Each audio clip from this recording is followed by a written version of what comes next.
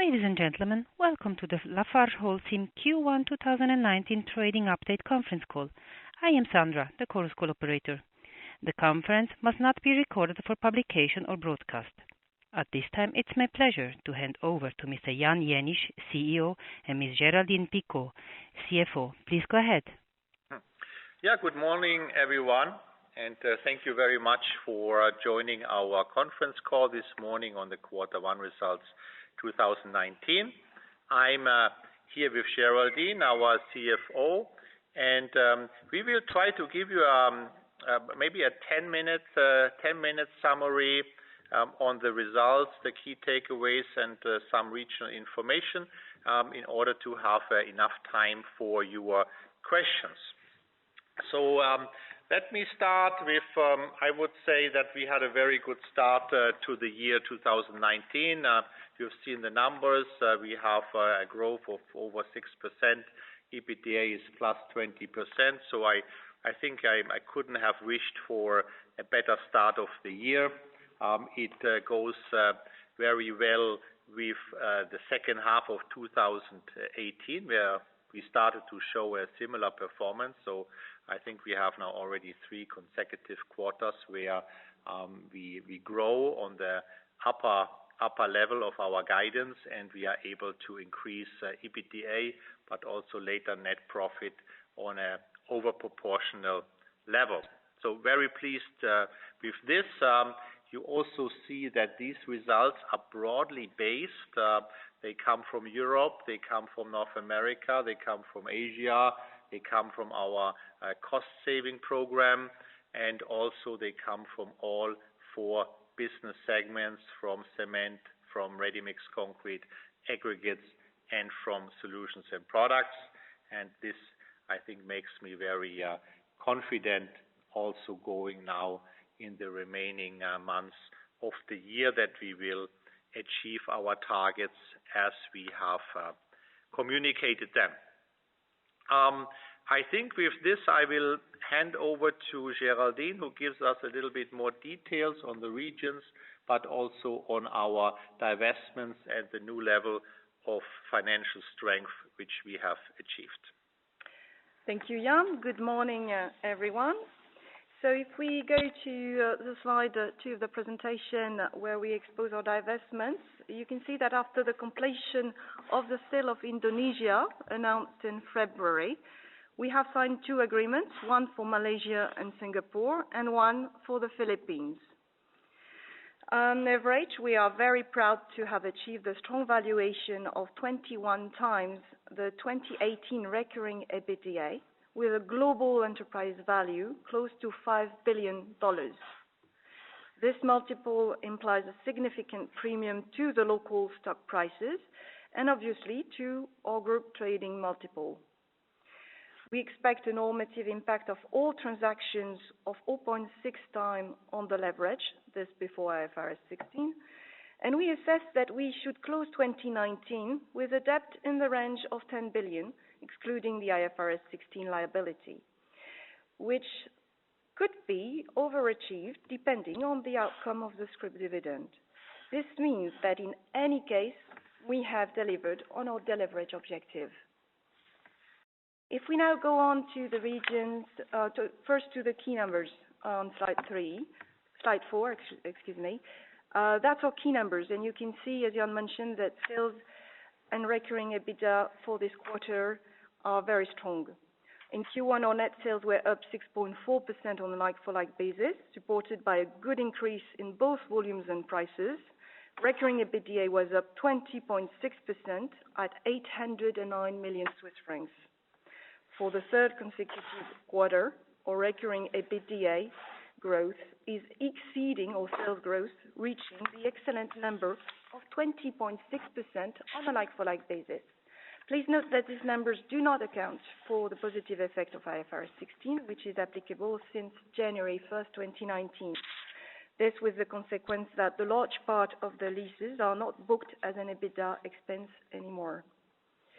If we turn on to the volume growth, the volumes have increased in all segments.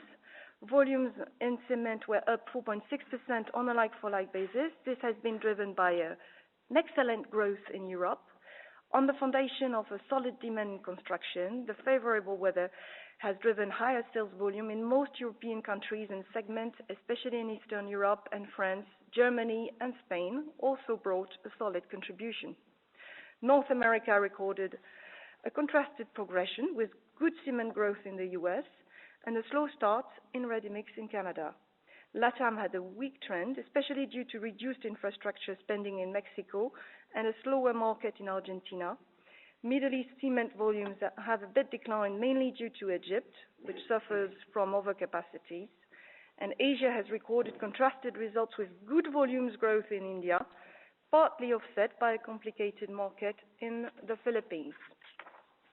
If we now turn on to our net sales and the bridge, the Q1 sales bridge, sales have increased by 2.2% in total, while organic growth amounted to 6.4%.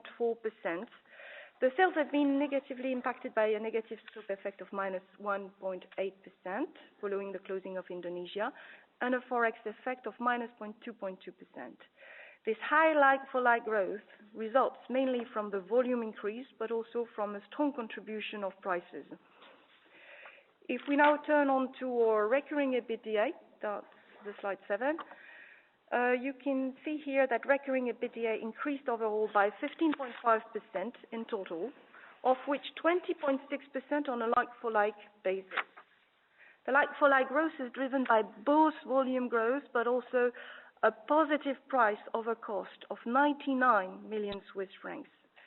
Actually, on our fully consolidated companies, inflation has been 3.5%, excluding energy, and energy price have increased by 5.8%.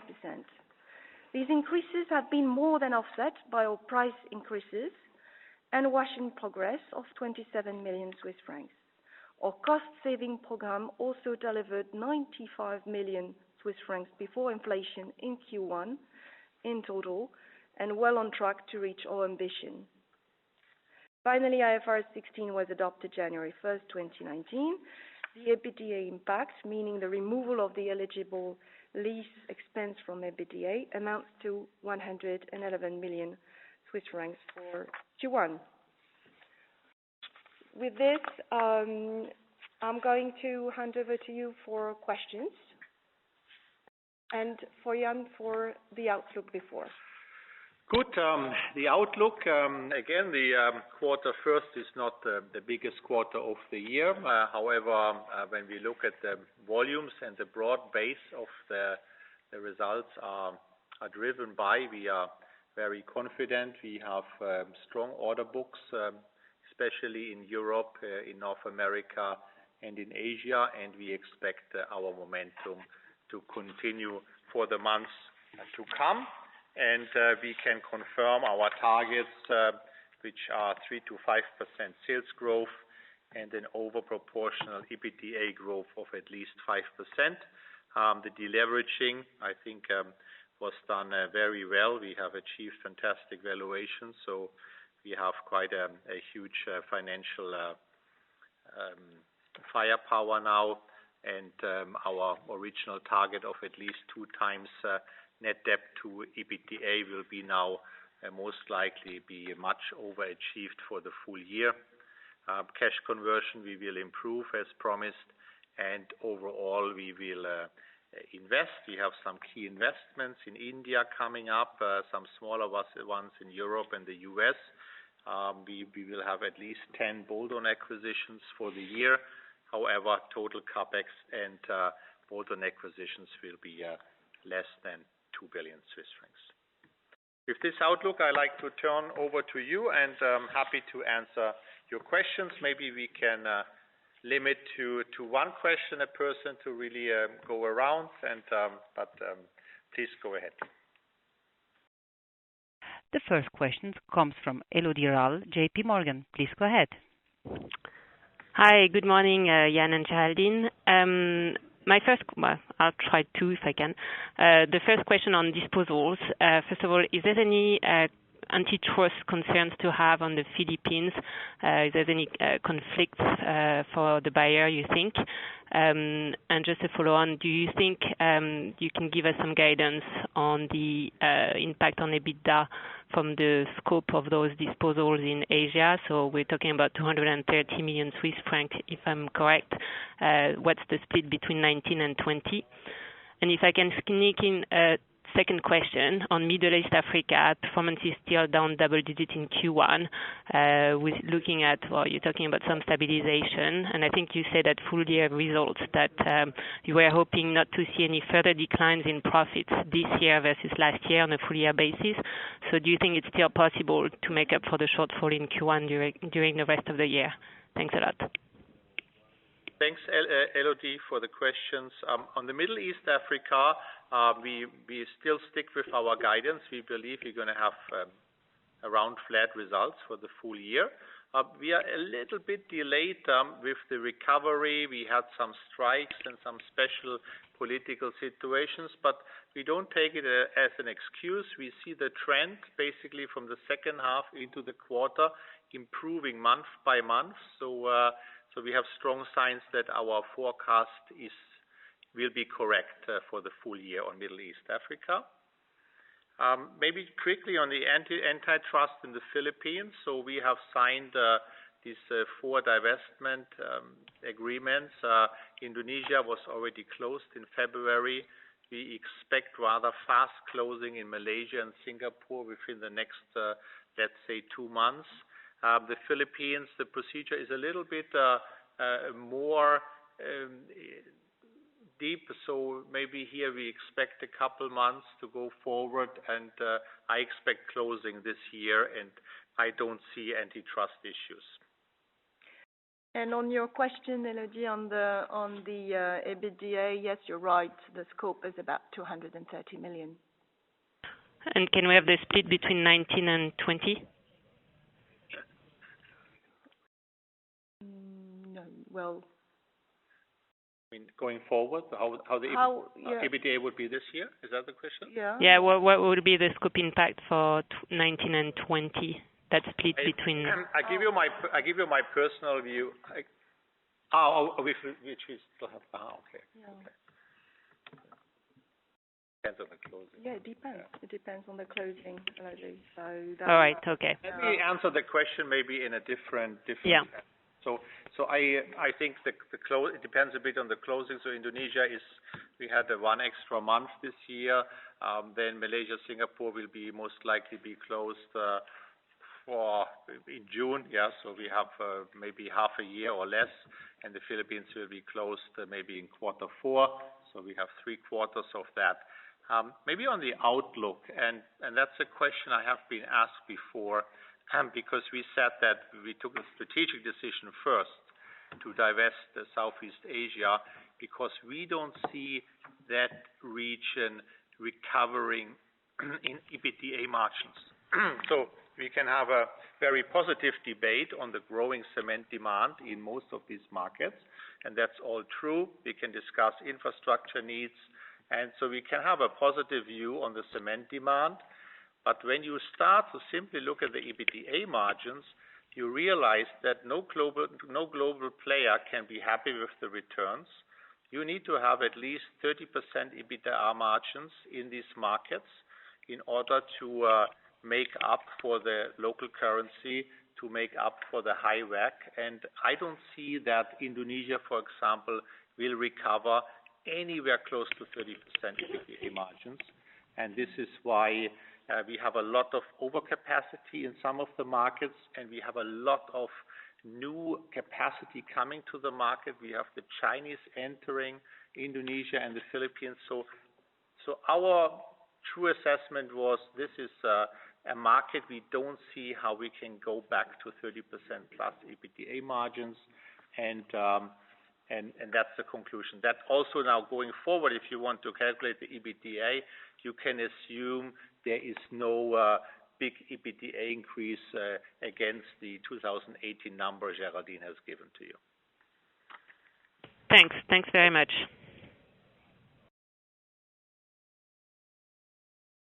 The next question comes from Alan Gabriel, Morgan Stanley. Please go ahead.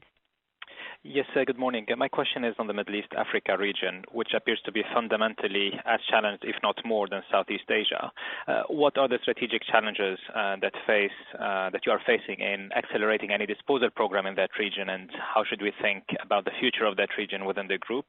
And within that question as well, given that you have met or exceeded the disposal program, is that the end, or should we be expecting more meaningful disposals throughout 2019? Thank you.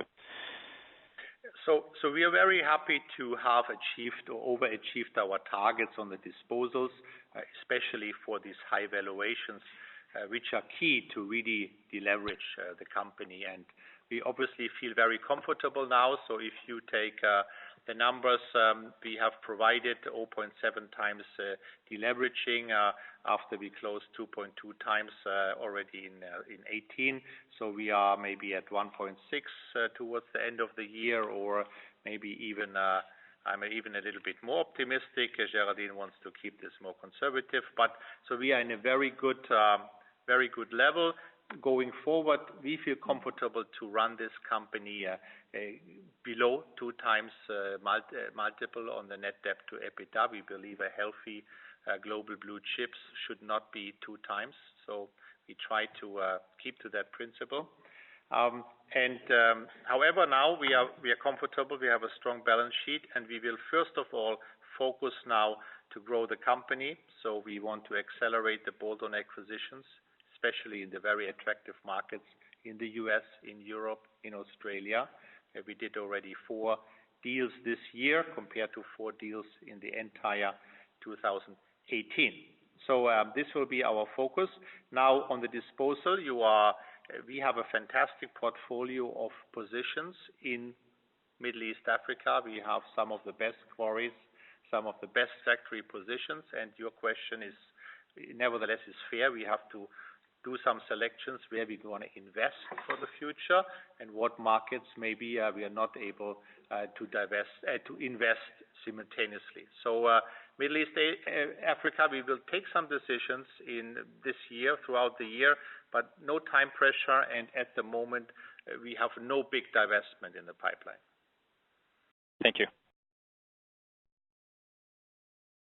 The next question comes from Phil Rosberg, Bernstein. Please go ahead. Good morning, Geraldine. Good morning, Jan. Nice results. Nice to see.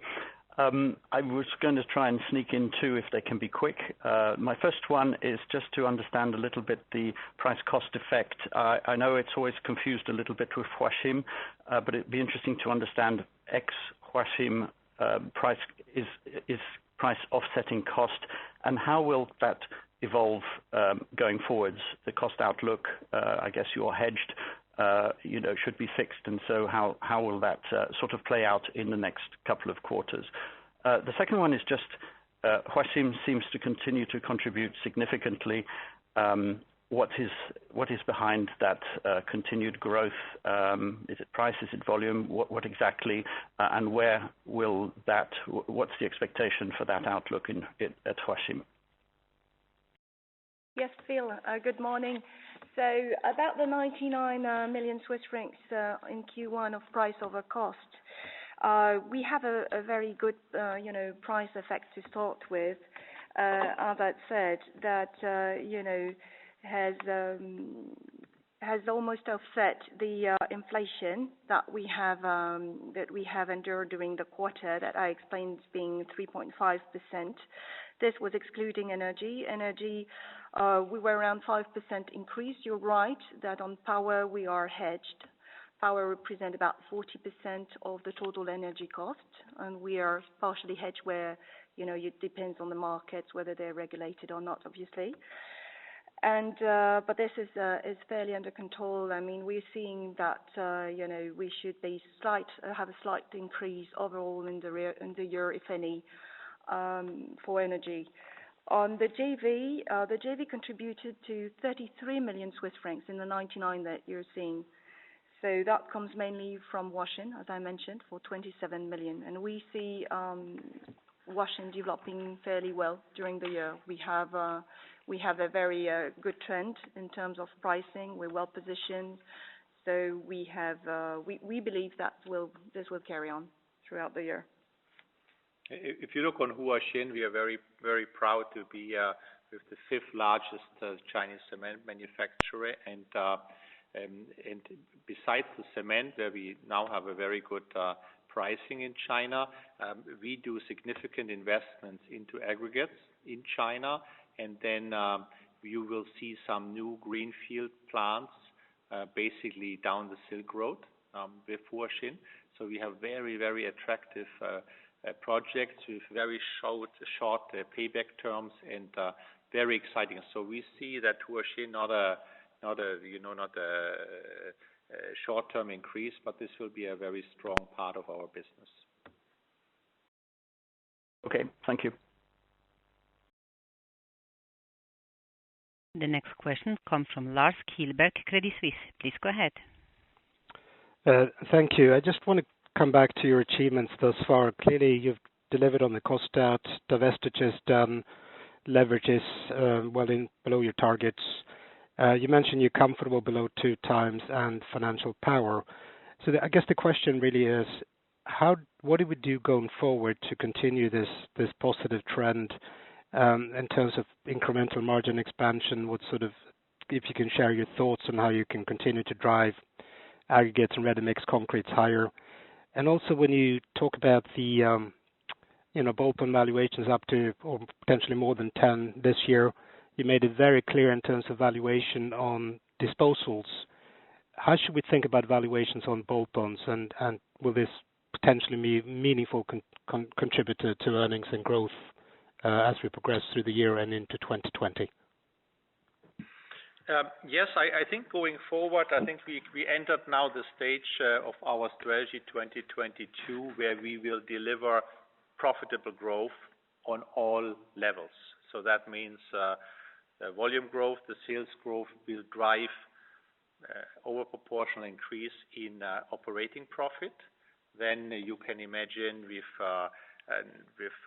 less financial burden, but also Geraldine and her team has done very smart refinancing choices throughout the years. So our finance costs are coming down significantly.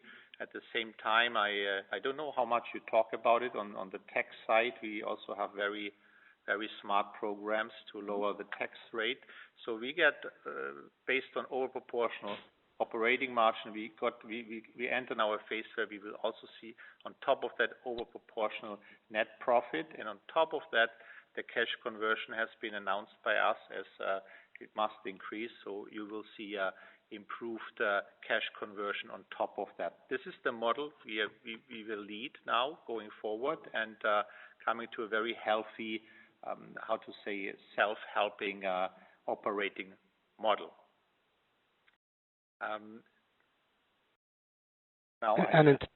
In terms of valuation on acquisitions, and also when you say self-help, where can you redeploy free cash beyond? You obviously used it now to pay down debt, but what's next, so to speak?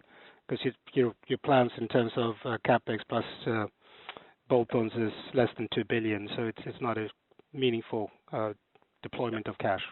Oh yes, so we put it also in as kind of a limit for the year to make everyone, the investors, comfortable that we want to create value and that we're not going to overspend. Nevertheless, we will go for attractive options. The valuation on the bolt-on side is I think in very healthy levels. Normally it's around our own multiple before any synergies. So we have very value accretive bolt-on acquisitions, what we have done last year, this year. So we try to accelerate that, and I'm happy to spend significantly more on bolt-ons compared to 2018. Okay, thank you.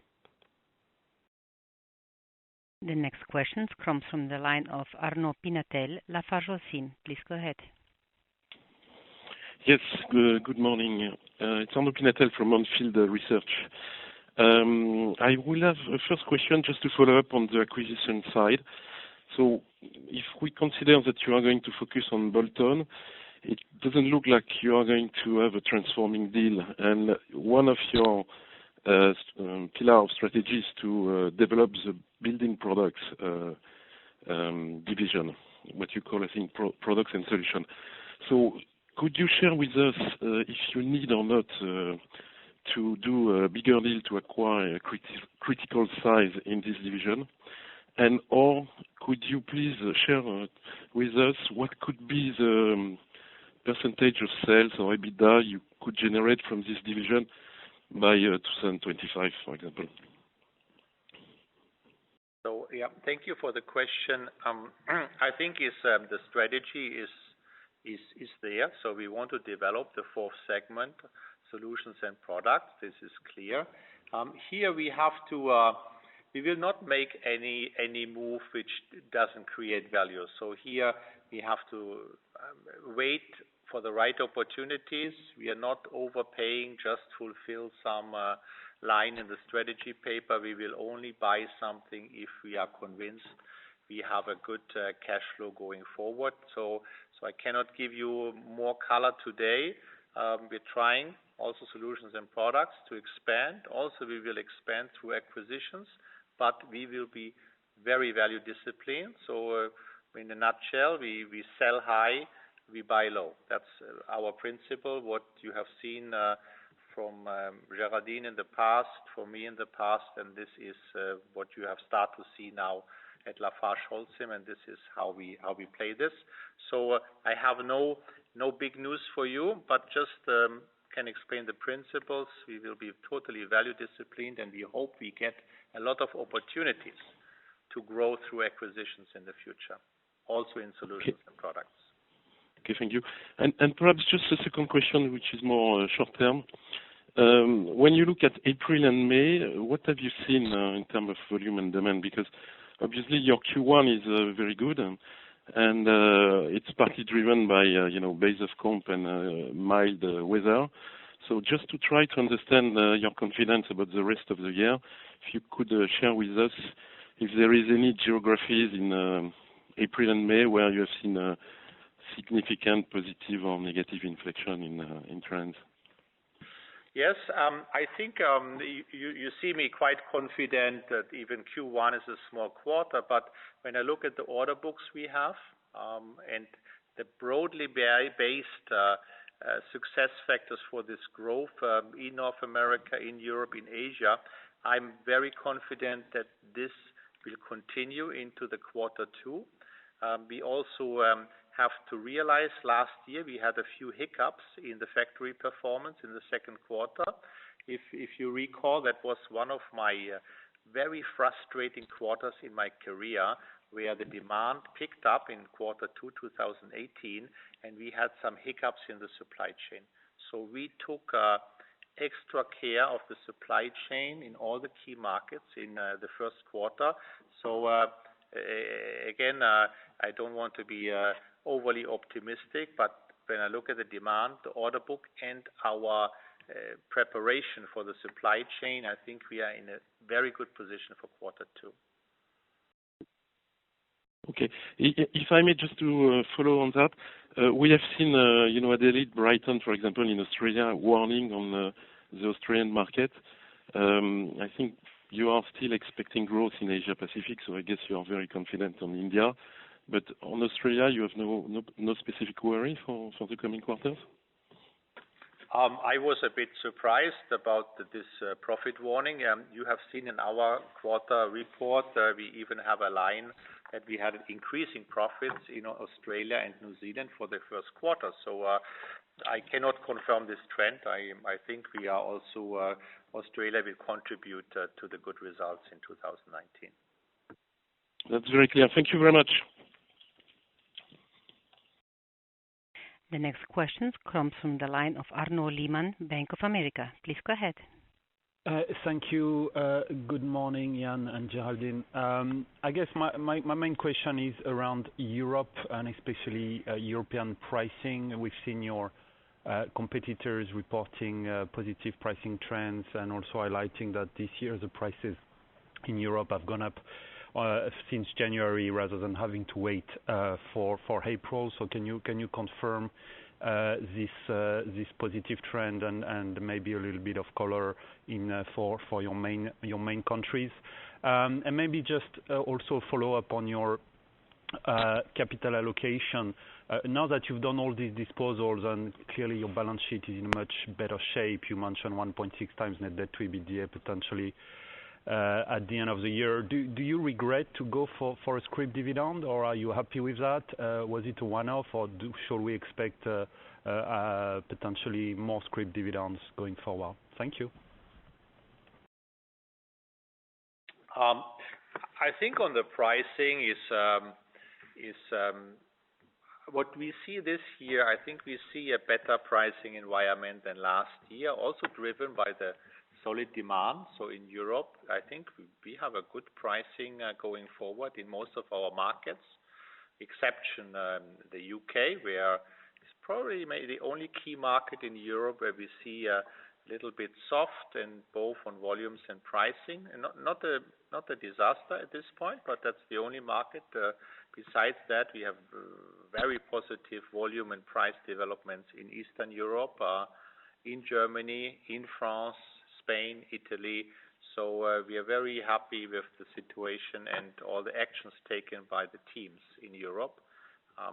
For the US, we have a similar situation where I think the teams has worked better to prepare for the year on the pricing side, also on the supply chain side. So we are very positive for the US, especially when you compare to last year. I think Latin America will be an area where the volumes will be maybe lower for the full year, slightly lower, but the people have a huge resilience to keep the margins and keep the pricing up to that sometimes inflationary environment. I think India, this is our second biggest market, and here we want to see better pricing than last year, and I think here we see also the positive trend going forward. And on the capital allocation question you had, so yes, 1.6 times is our estimate in terms of leverage for the year end. It's subject to completion of all deals before the year end and also before IFRS 16. So the scrip dividend, well, as we said, it's here to allow us to accelerate our growth strategy. So from that standpoint, of course, there's no regret, on the opposite. And about what we will do next year, we will see next year. Makes sense. Thank you very much. The next question comes from the line of Paul Roger, Exane BNP Paribas. Please go ahead. Yeah, good morning, everyone, and congratulations on the strong start. Just a couple of quick questions. So, firstly, just expanding on your commentary about India. I think in the Q4 stage, you were expecting margins to stabilise in 2019. Obviously, if we look at ACC and Ambuja, I think you saw a 200 basis point squeeze in Q1. So I wonder if you can just talk a bit more generally about whether you're still expecting margins to stabilise for India in 2019 and maybe the outlook more generally. And then secondly, following up also on Asia, if we strip out India and JVs from the overall division, it looks like the margins in the other countries jumped from around 11 to 35%. Firstly, is that maths correct? And secondly, what's driving that? First, I think on India, we will see increasing margins in 2019. I think Q1 the teams were preparing for pricing and their regional strategies. So we are confident that we will see increasing margins, and we have to see that for India. On your question for Asia, Geraldine, do you want to comment? Well, the rest performs quite well. Paul, I think Australia did very well in Q1, as we've already precised. And basically all the countries had a strong growth in their recurring EBITDA in Asia. Okay, so there was nothing sort of exceptional or specific in there? No, really not. Okay, thank you very much. The next question comes from Bernd Pomrehn, Vontobel. Please go ahead. Yes, good morning. Jan, you mentioned quite a financial firepower you have regained, and you mentioned also at least 10 bolt-on acquisitions this year. where do you see actually most opportunities? Is it in ready-mix, where especially the U.S. market is still highly fragmented, or also in aggregates and solution and products? Yes, I mean, the acquisitions we have done so far this year are focused on our, vertically integrated markets of Europe, US, and Australia. And we have a couple more projects in the pipeline. And I think we are excited to do all of the three segments, so ready-mix, aggregates, and solutions and products, depending on the right opportunities and maybe to give a bit more color. So I would like to go in the double-digit deal numbers already this year. So, generate at least 1% of sales growth through bolt-ons. And this is mechanics I would like to see going forward. Okay, excellent. Thank you, Jan. The next question comes from Ahmed Nabil, Barclays. Please go ahead. Yeah, thank you. Good morning. I have two quick ones, if I may. The first one, I mean, there's been a lot of press reports on the environmental issues with the Banten gas plant in the Philippines. So my question is to understand whether there are any potential environmental or social liability that could potentially affect the closing or the price of the transaction in the Philippines. The second question, coming back on your comments on Middle East and Africa and the stabilizing trends, just to understand, are you expecting the pressure in Egypt and Algeria to ease towards the end of the year, or do you expect other markets in Middle East Africa to make up for the weak performance in those two countries? Thank you. I think on Middle East Africa, you're right. I think we took a big hit in Algeria from a demand supply curve, from the pricing, as you are well aware. And I think this has bottomed out now. So we have going forward now in Algeria, we have, I think, a good situation. And we expect in the other big market of Nigeria, we expect positive contributions this year, and also from all the small to medium positions we have. So again, I would like to repeat, we are really confident Middle East Africa, you will see stabilizing results for the coming months, and you will see a stable result for the full year. And on your questions on the Philippines, really, I would like to emphasize again that Holcim Philippines has just an excellent relationship with its communities in all the areas where it's operating, and there's no issue to be noted with regards to the deal.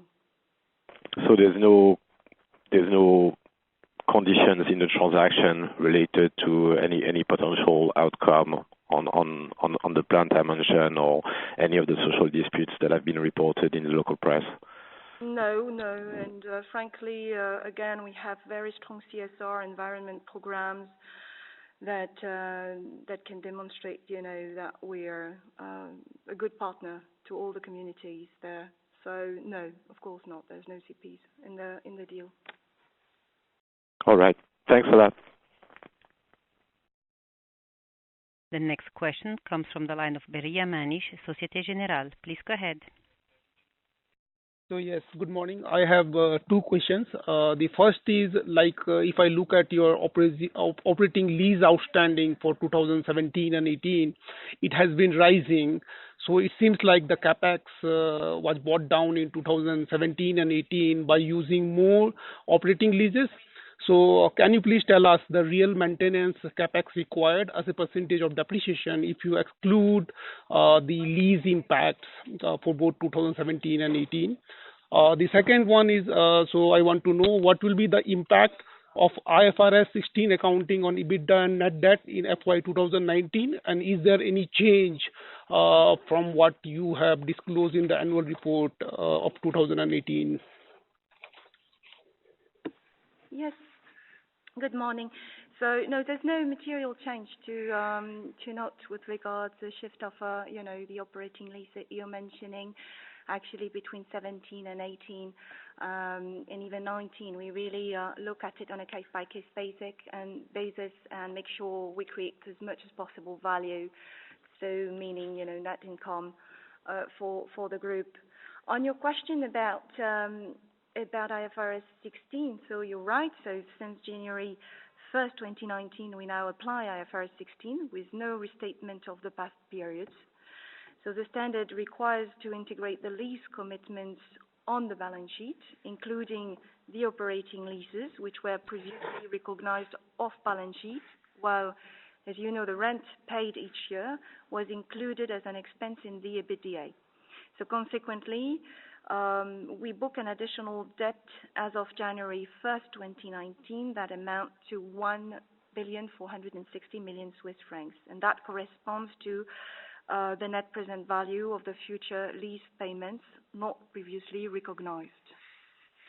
So we've indicated on our Q1 results that the IFRS 16 impact on the recurring EBITDA was 111 million Swiss francs. That, of course, is following the calculation of the corresponding rent expense. And this is, of course, excluded from the like-for-like computation. So we're still assessing the impacts, for the full year, but our current estimate is consistent with this Q1 number, as I guided already in March. So it will be between 400 and 500 million Swiss francs for the year.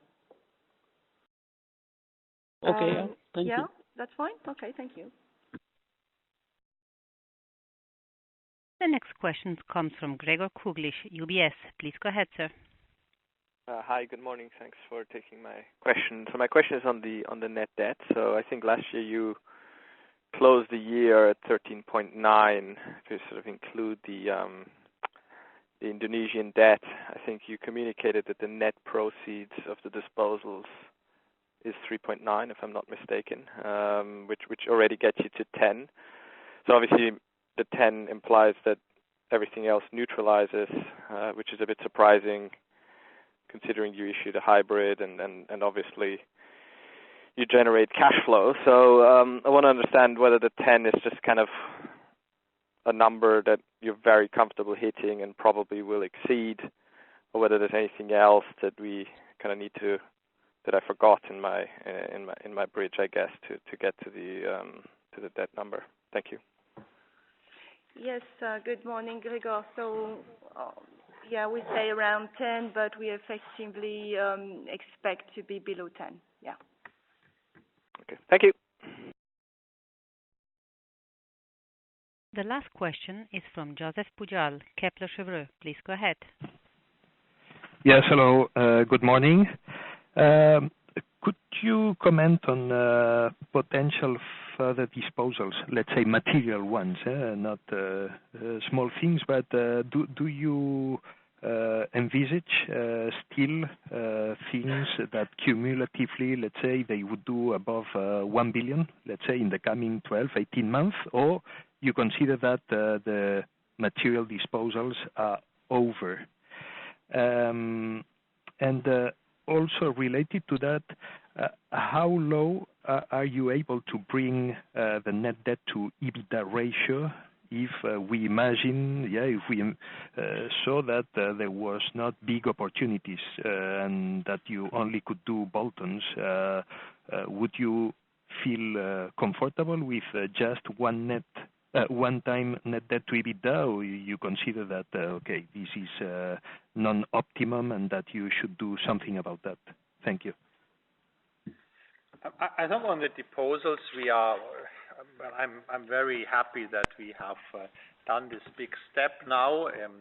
It's the same with buying assets or doing M&A. On the other side, you have to have the right window and also the fortune, in our case, to get the multiple, which is like 3 times our group multiple. So I'm extremely positive, and I think we kind of had a first mover or preemptive advantage doing this thing in Southeast Asia. So this gives us now an immense level of freedom, as you can imagine. So there's no pressure on our side, and we overfulfilled our promise to strengthen the balance sheet, and we will focus now more on the growth side. So we want to do 10 plus bolt-on acquisitions this year, and we want to grow in the very solid markets we see globally, and we have no plans at this point to have any major disposal. If I can just jump on that, you talk a lot about growth, but for the time being you are only talking about bolt-ons, saying that around 1% extra growth per year. This is, I would say, this is not enough. What you have disposed equates to 3 to 4%. So you, I would say, are you saying that you will go for something more than bolt-ons, more material deals? Because if not, I struggle to square everything. No, I think to develop a successful global company and transform our company into a blue chip, we need several steps. So if you look now our results since middle of last year, we are growing above 5% constantly. We are improving the margins over proportionally. So we are in the growth mode.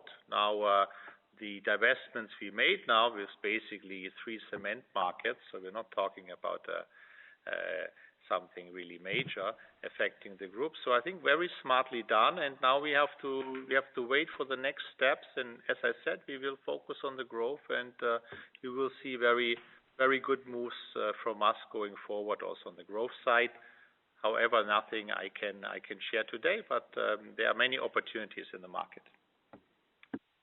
Okay, thank you very much.